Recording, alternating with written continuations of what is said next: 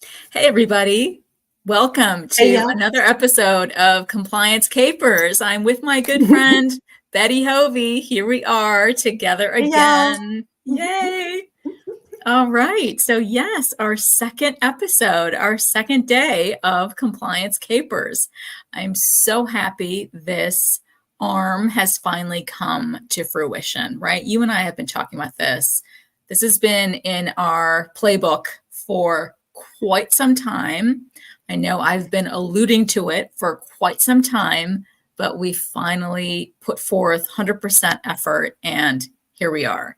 And we Yes. really do hope it is going to be a useful conversation. We really wanted it to be bite-sized, half an hour sessions to wrap up your work week, end cap it with a reminder for compliance, right? We really, again, don't want anybody to be caught up in these compliance capers, right? It's such an old-fashioned word, right? A caper. Um, but really, it's about a, story gone sideways, right? We really don't want our practices, our beloved physicians and APPs to get caught up in these kinds of situations. And so, my good friend and I have been talking for quite some time about this concept, this storyline between us, that we really wanted to get something like this out to people in the industry, right? Because I think it's really going to hammer down the overarching point that we want to make with all of you is, stressing the importance of proactive compliance. We really want to get in front of things versus what we see in these capers, right? The OIG, the DOJ in particular, are great in their daily, weekly, monthly press releases. That I know my good friend talks about in her weekly Friday fraudster posts. I talk about them at the end of each and every month on my Paint the Medical Picture podcast for the past 3 years. So again, we really, really believe that these types of capers are instrumental in the work that we do every single day in terms of we learn a lot from these press releases. There's a lot of fine details that are actually found in that paperwork that we can glean because we are certified professional coders, we're certified auditors, we're compliance professionals. So we understand the nuts and bolts of what these press releases are actually talking about from the various specialists that are hit and are in the news here in these types of compliance capers. So welcome back, Gives my us friend. a lot of good educational points. That's what I think of. And yes, the name, it just kind of, we were playing around with names, and you're right. The capers thing, when we're saying it, makes me think of, those old things that, yeah, it's a caper. See, Exactly. so, That's right. That is right. so yes, we're doing our best, doing our part to help practices to not end up, as I said last time, not end up being something that we're all talking about here. So we just want to make sure that we're giving everybody the tools necessary and the talking points necessary to take things back and discuss with your physicians, APPs, things that you can take back and say, oh, we really need to look at this now for us to make sure that we're not inadvertently doing something that's not correct and things like that. Because the ones that we pick out, of course, are the ones where there was just definitely something intentional, and they were trying to get away with something and got busted. But most of the practices that we work with have no clue that what's going on is not within the guidelines and within what is supposed to be being done. And so we point these things out, and a lot of times it's like, oh wow, I didn't know, and what do we do now? And when you're in the middle of having, records requested, you get those ADR requests from a payor or from Medicare or from, Cotivity, where, they're actually actively coming after something. It causes a lot of anxiety in a practice. It's very, it's very hard on everybody, and there's a lot of things then everybody's scrambling to get records and have the records looked at, and what should we have done, and you're trying to outthink or trying to put yourself in the state, what are they looking for, what did we do, and it can all be avoided. And that's one of the things that Sol and I were looking at with doing this, is to help the practices to stop and think about these types of things before you get to that point where you're getting an ADR or you're getting a payor that's now asking you for a list of 150 different claims that you've submitted, and they want all the medical records, and it's going back for 3 years or more. I have one client that right now we're dealing with, and the claims go all the way back to 2017 that they're looking at. So it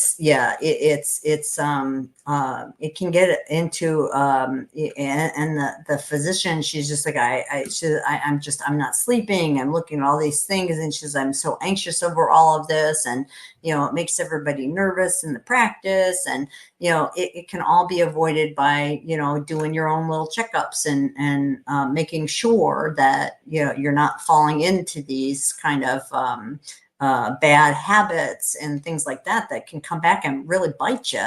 And when they bite you, it bites hard, because they're asking for a lot of money. I mean, think about that. 2017, almost 7 years ago, since we're getting into 2024 now, that's a big bite, even if it's a small service for the past 7 years that you've done it, it adds up real quick.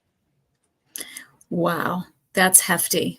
That's huge for 7 years. Yeah. Yeah. But what you were saying is absolutely true, right? The amount of stress that these types of additional documentation request letters put on a practice, put on a provider, right? They're sweating bullets, right, when they receive that piece of paper, because it's not in their wheelhouse. Let's remember that our providers are trained for 12 plus years of their amazing lives to be brilliant physicians, surgeons, whatever, specialists, right?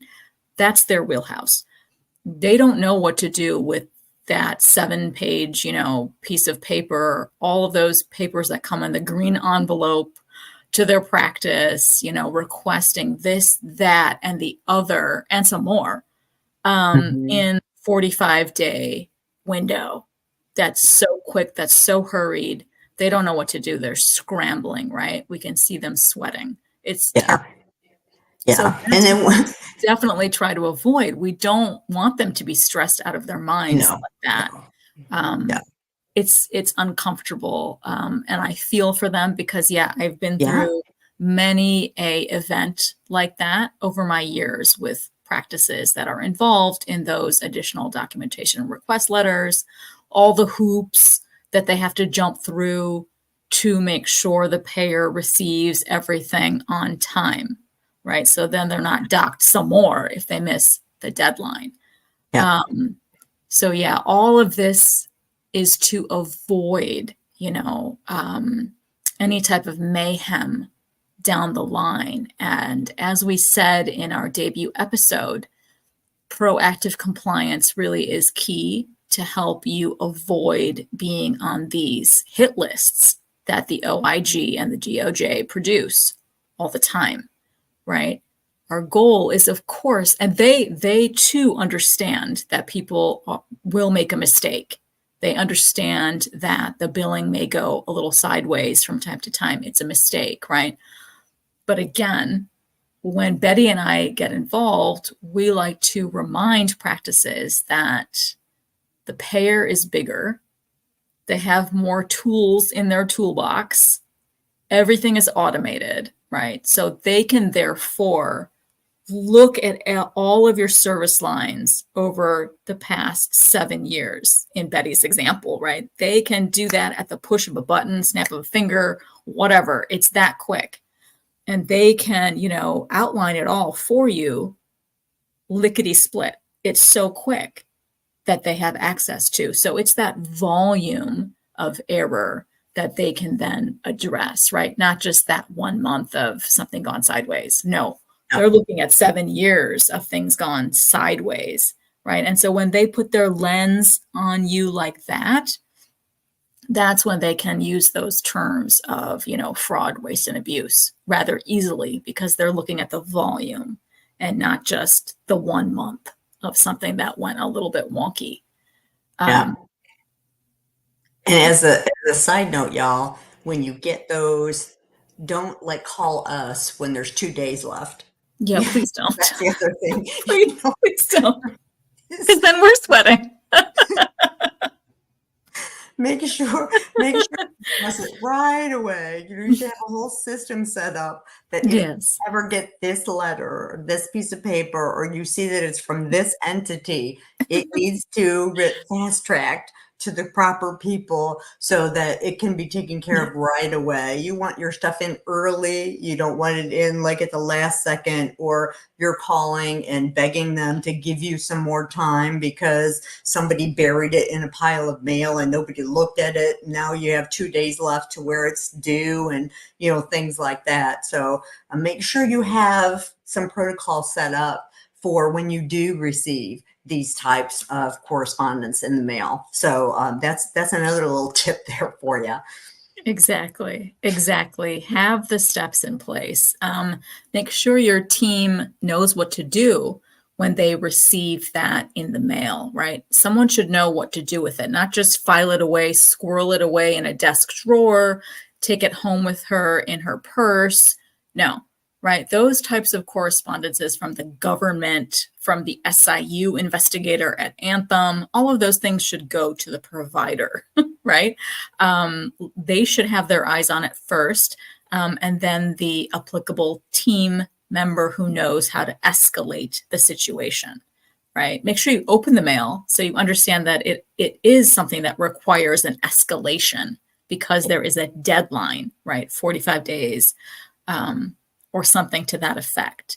And we always advise that when you do receive pieces of paper in the mail like that, it's highly advisable that you, we know plenty, but contact a trusted and reputable healthcare attorney who can help you, calm the situation down, because they literally know how to talk to the government. They know how to talk to the commercial SIU. They know what to do, right? Whereas you yourself are not equipped to do that because you don't know all of the information like a trusted healthcare attorney does.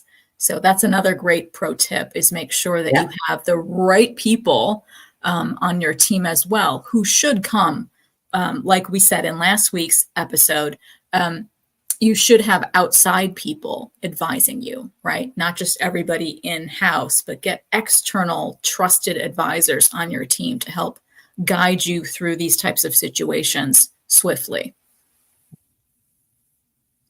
Yeah.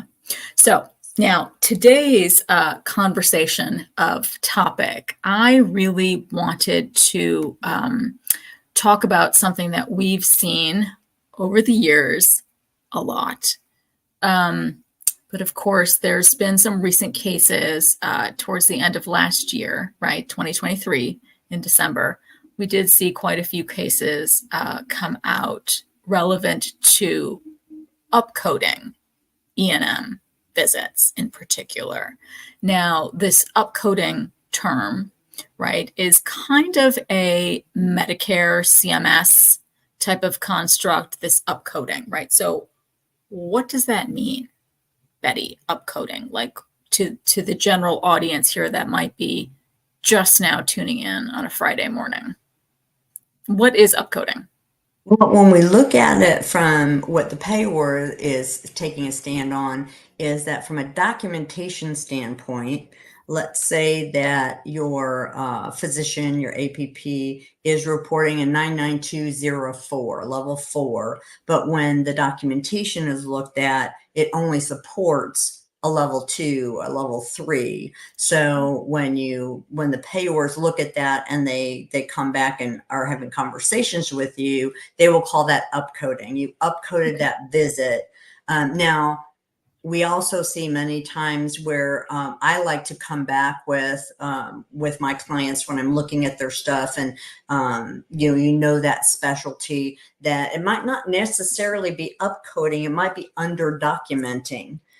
So that's Nice. one of the things to kind of keep in mind. They might have done that level 4, but the documentation doesn't stand up for that, Mhm. which is why, we're going to sound like broken records with this stuff sometimes, but having I those like it. audits, taking a look at the records, because it's what's in the record that matters, not what was actually done for that data service, because the only thing everybody has to go by is that medical record. But when they're talking about upcoding, and in the case we're looking at, it blatantly is upcoding. I mean, there's not under documenting going on here, because that's just too much. But in a lot of cases, when they claim you're upcoding, it's really under documenting. So that's one of the things, for us to discuss as we, take a look at this case too, is to, make sure which one of those areas, excuse me, you're falling into.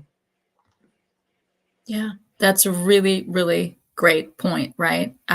When we teach our providers, when we try and give them that extra guidance, you're absolutely right. We can identify where things have been underdocumented, right? They're just not, when we talk to them about, walk us through your day, right? I love to start conversations out Yep. like that. Walk me through your day, sir, ma'am, right? It's so much smoother because literally they chit chat away. They know exactly what they did with that patient on that day. They talk so freely about it, right? And then when they stop talking, I can interject and say, that's beautiful. That's all of the evidence I need to support a moderate level of service right here on 99214. Spot on, bang on, right? Right there in that eloquent, fact checking that they provided me for the problems addressed, for the data, for the risk. They do it all. They just help walk me through the day, but nothing was, matriculating down from the gray matter onto the EMR, right? That's what Yep. I always say. They do it. They did the service swimmingly. It's just not documented. It's still trapped up here, right? Yep. There was no time in their day, in their busy, busy day, seeing patients to type it all up in the EMR, right? But when you have a conversation with them, it's right there. And they do it so efficiently and brilliantly. I'm like, all of that just needs to be put into the EMR. So, yes, Betty, that's a great point where we are physician advocates and APP advocates for sure. And that's all we need, is we just need to hear them talk. And literally the claim can be supported based on that conversation. But unfortunately, it can't, right? Because the payer won't reimburse you just on that conversation. It has to be documented in the medical record, right? That's why I say, if you think it, ink it, right? That's If right. it's up here, it's got to get down there, or else That's we right. can't support it for you. And that's the biggest thing, That's the biggest is thing. that Yeah. support. But yeah, this case that you had found with this orthopod, it Yes. Our definitely orthopedic was surgeon. not. Yeah. It was this orthopod frequently billed for more than 60 patients per day, sometimes more than Boy. 90 patients per day. Boy. Now, I hear a lot from my physicians and APPs that, boy, they want us to see 40 patients and 40, and they're talking about how little time that is in their day. Mhm. How Yeah. much they don't. And this one is 60 to 90 patients a day. A day. You know, How? um, How? so yeah, that one, again, this is an example where it truly appears, because I think this one is a yes, this one is an allegation at this point. So Right. Allegedly, Allegedly. Is a case where that just doesn't add up. And again, for over and over, for a period, when they look back at their records, they were looking at a period of 3 years. So for Mhm. those 3 years, Okay. consistently 60 to 90 patients a day, Oh, that's, not sustainable. wow. I mean, you could have a crazy Mm. thing where something nuts is going on, and there was some, natural disaster or something, to where they say, yeah, for like 2 weeks, they were working like a dog for almost 20 hours a day, blah, blah. Okay, that Right. you could, like, okay, That I can I could understand. see that. But Right. for 3 years, Yeah. that kind of starts Yeah. to get to where it Wow. doesn't pass the Wow. smell test, Mhm. So, Mhm. um, Mhm. when you were talking about this stone all day, what the government did, which I thought was interesting too, to kind of point out, Okay. was that they were looking at the time then, because they Ah, said if they did that many, that would mean from the hours they were open, that this provider spent less than 5 minutes per patient if you averaged it out. And so when we looked at the codes they were reporting, mhm. they focused on the times attached to the codes. So they Of said, in course they fact, it did. says Wow. they used billing codes that typically corresponded to visits of 15, 25, 30, or even 45 minutes. Mhm. So they took those average times in the E&M codes, and they used that to say, well, this isn't possible. Um, and that was one of the sides, that I said, well, um, time for me, at least, I think, is kind of a secondary way to do your Yes. E&M. Now, Agreed. depending on your specialty, I get that there are some specialties that say, no, we really, use that a Mhm. lot, and that's great if you do. But I Mhm. think for the most part, most of our physicians and APPs are reporting their E&M level off of MDM, now that we have the 2 ways only to do it. And Yeah. so it's very possible to do a moderately complex visit, a level Mhm. 4, and not take the 30 minutes to do it. It doesn't take 30 minutes to do a level 4. You were pointing out, with the training and all the years Mhm. experience, that you Yes. can do a level 4 a lot faster. Absolutely. So I think they kind of Mhm. skewed a little bit, where there could have been some higher levels in there, but once again, over a period of 3 years, Right. consistently, that Right. overage, then it gets to the point of where you can't. How do you defend that? I mean, seriously, Exactly. Right. Exactly. Yeah. Such a great point on the fine details of this orthopod, right?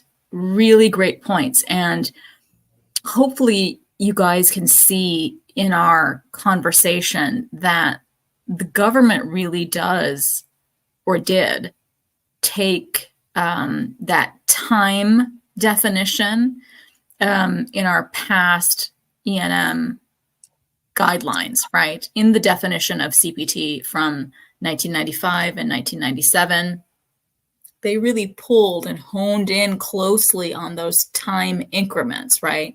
And then made their case based on those time, right? But as I've known, all of my providers over these years, providers in my own life, personally, friends, family, whoever, right? They are really smart people. And the way they think, the way they've been trained critically, their decision making power doesn't necessarily fit neatly into those little time increments that the AMA developed in CPT definition, right? They can do it a lot faster. But the greater point here is not just to applaud our physicians, it's to implore them to create better defendable documentation, right? So in the cases of these types of situations, these post-payment reviews, um, desk reviews, whatever you want to call them, um, once they start looking, they can start developing their own stories, right? Which they did in this orthopedic case. You don't want them to start their own story, right? You draft your own story of that patient and what you did for that patient on that date of encounter today. And make that story, be heard loud and clear. So there's no questioning and no other narrative that can intervene. So to your point, Betty, that's so true, that those time increments they were kind of the devil of you, right? I mean, they really did pick at that time increment and put so many of that detail and language into these press releases over the years. I don't know what they're going to do now in the landscape that we're in, right? Based on the new guidelines in 2021, because we do still have that time threshold, a little bit different than what we were used to in 95 and 97, but there is still that time threshold in there at the end of CPT definition. So we don't know what they're going to do with that, right? But again, based on our experience, yes, you can definitely do things faster for medical decision-making purposes because you've been trained for all these umpteen years doing what you do best. So it won't take you whatever the time threshold is. You can do it under, right? And still qualify for that moderate level of service or even high level of service. But again, based on documentation, that has to be in there. So yeah, that's a really good point that I don't think a lot of people talk about. And I think it's important for our providers to realize that, all of their gray matter thinking has to really come down into paper, into the EMR. Yeah. It's no longer paper, but into the EMR. And I would say, I don't know about you, but one tip that I give when I'm looking at records and doing audits too is that, they can take it or not take it, but if you're reporting your service by MDM, I always tell my clients, then don't put time in the record. Yes, right. Because if you're putting time, because I get that question a lot. Well, by time it's only a level 2, but by MDM it's so which one that you do it by, whichever benefits you the most. Beautiful. But Beautiful. If you're doing this MDM things and you are doing them, at a more rapid, pace than what the time scale or threshold is in the code, don't put the time in there. Don't give something out there for a payor or somebody else to look at and kind of pick at you for and say, hey, this one's only this long and this one, that don't put the time on there. If you're billing by MDM, just bill by MDM. And I think that kind of can help make some of that, not be a point of contention, for maybe a payor to pick on. Yes. Yes. Really, really great pro tips there. Absolutely. And this is why you and I can't stress this enough, is that getting external consultants, external educators, external auditors on your teams quickly can really help you better understand, what it is you need to make sure that your service lines are being performed cleanly, right? And you're sending those claims out for reimbursement appropriately the first time. Remember at the beginning of our conversation today, we were talking about sweating. We don't want you to sweat, right? We want everything to be squeaky clean sent out the first time. So when you are audited in the future, because you will be, everybody is going to be audited. It's just a matter of when it's going to happen, but it will definitely happen. You don't have to sweat it out because you've had external professionals come in and teach you, help you, show you how to do things appropriately the first time. So you can, keep your reimbursement appropriately the first time and not be bamboozled with these extrapolations and later on and have that additional unnecessary stress, right? Because you're already stressed providing amazing patient care for your patients who are sick, Yeah. ill, they're dying from something. That in and of itself causes you stress when you go home at the end of the day, right? You don't need an additional stressor of this reimbursement green envelope that comes to you in the mail for Medicare or whoever, right? We're trying to help you avoid all of these additional risks that you really don't need to take on. You can avoid these compliance capers. That's again, the theme of our episodes here are compliance capers. We don't want you to join that club. Please No. join the compliance capers club. And a lot of times it's just a tweak. It's not like everything has to be totally overhauled, or, a lot of times somebody like Sonal and myself and other consultants, they can take a look at this stuff and say, well, if you just do 1, 2, 3, you just do this one little thing or these 2 little things, then you're good to go.